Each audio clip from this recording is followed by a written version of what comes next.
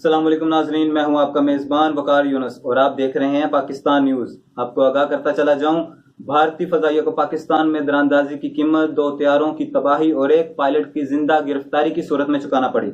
लेकिन अब भारत के वजीर आजम नरेंद्र मोदी ने इस अश्ताल अंगेज हरकत की ऐसी वजह बताई कि सुनकर भारतीय भी हंस हंस कर लोटपोट हो गए। एक टीवी चैनल को इंटरव्यू में भारतीय प्रधानमंत्री नरेंद्र मोदी ने कहा है कि बारिश हो रही है और बादल भी हैं, तो इससे फायदा ये होगा कि भारतीय तैयारे पाकिस्तान के रडार से बच जाएंगे और फिर मैंने हमले की इजाजत दे दी।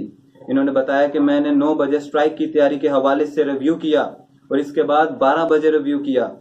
हमारे सामने मसला था कि इस वक्त अचानक मौसम खराब हो गया, बहुत बारिश हुई।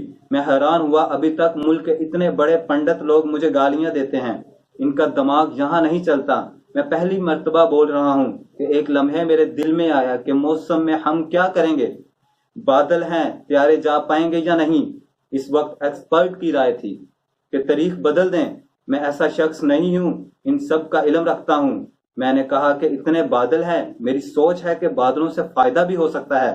फिर मैंने कहा कि ठीक है, आप लोग जाएं और फिर वो चल पड़े।